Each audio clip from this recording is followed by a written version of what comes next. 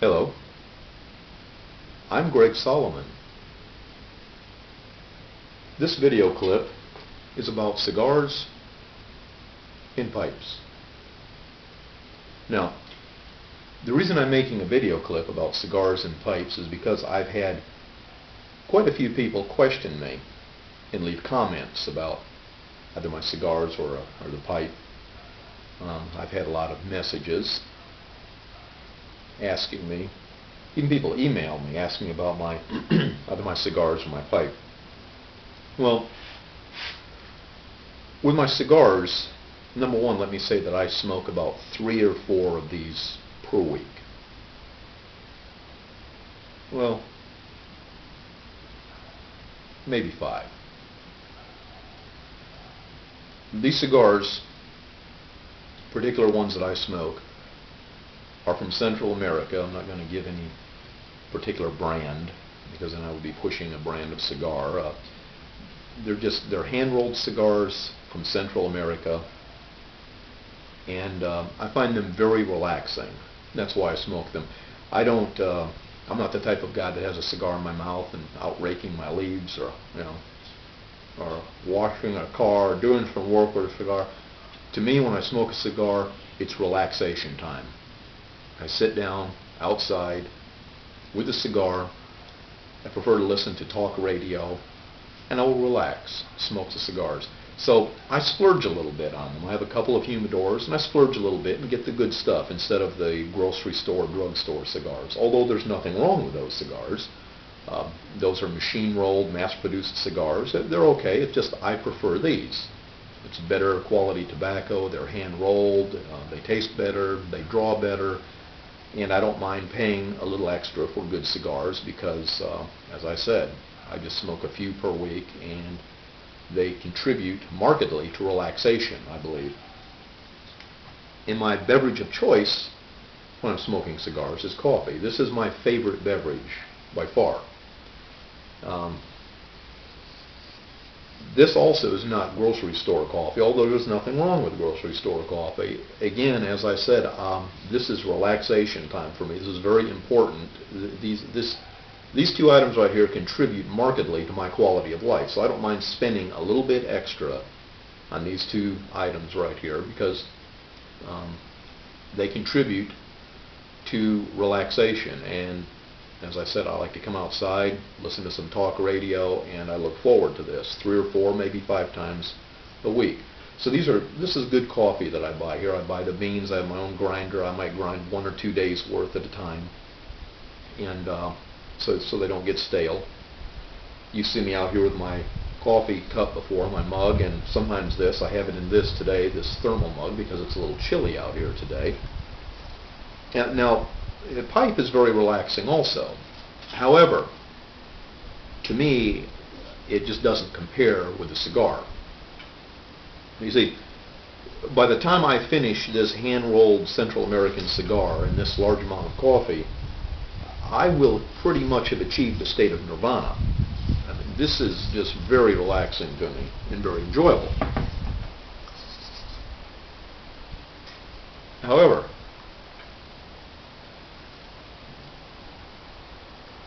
what is important about a pipe? First, let me address the question of why you don't see me smoking the pipe. I don't smoke inside the house, okay? So oftentimes when you'll see me with a pipe when I'm making a video, I'm inside. When I'm outside, I will have my cigar. When I'm inside, I'll have the pipe, and I don't light it because I don't smoke in the house. But what I would like to say about a pipe, also the type of tobacco I smoke, I just buy for this just regular grocery store tobacco, any type of tobacco. I'm not real particular about pipe tobacco when I smoke it. Usually I just said I'll have it in the house and just kind of like this. But if I'm going to have it, smoke it outside, just some regular grocery store tobacco, not real particular. But the pipe, see, the pipe is very unique in that what a pipe does, a pipe will instantly add credibility to anything you say, if you have a pipe when you say it. A pipe will automatically surround you with an aura of respectability. Now let me demonstrate what I mean. Um, I'm sure that everyone has a family member that smokes either a cigar or a pipe. There's an Uncle Joe, or there's somebody's father-in-law, or somewhere in the family or the extended family, you know of someone who smokes a cigar or a pipe. And perhaps you'll see one of these people during the holidays. The holidays are upon us now. Perhaps maybe at Thanksgiving. One of the relatives that came over was a pipe smoker.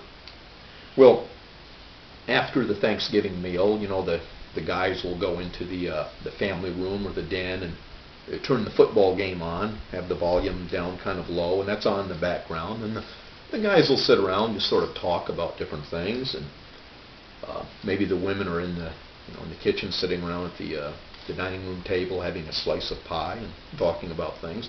So anyways, the guys are sit back, as I said, with a game on in the background. Now picture this. Let's say somebody asks me a question without the pipe, okay?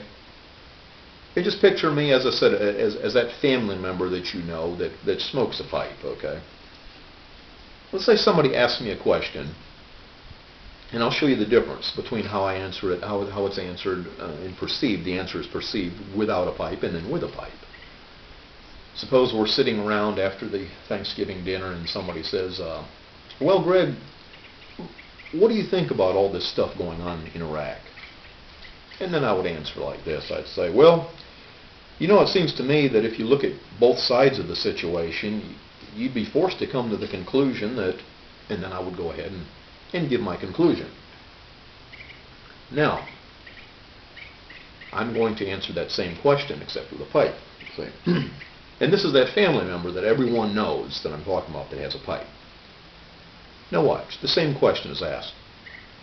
So Greg, what do you think about all this stuff going on in Iraq, all this situation over there? And then I'd answer like this. Well, Chuck, that's a very good question. It deserves a good answer. It seems to me that if you look at both sides of the situation, you'd be forced to come to the conclusion that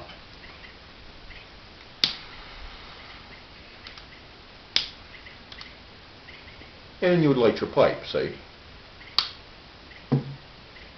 And it's that dramatic pause. You see how I did that? You notice how I did that?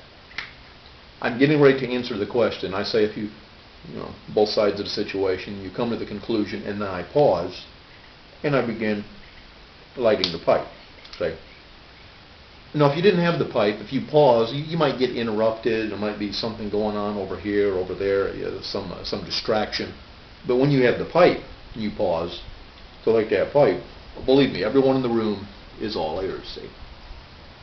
You say, it seems to me, you're forced to come to the conclusion that when you light that pipe, you begin lighting it, and you just look around the room as you're lighting it, and people are listening, they're all ears. Geez, well, what he's going to say? What conclusion is he going to come to? And they'll sit back, and they'll be waiting to see what you say. That's what I mean. A pipe will surround you with an aura of respectability and credibility. I got my first pipe when I was 17 years old. It doesn't make any difference if you're in your 40s or if you're 17. If you have a pipe, you become instantly credible. What you say becomes credible. So, that is the main use of a pipe. Let me address one more thing here with a cigar. Some people have brought up health issues concerning cigar smoking, and those are very valid issues. That's a very valid point, and I'm not advocating that anyone smokes cigars or pipes. I'm just telling you that this is what is relaxing to me. This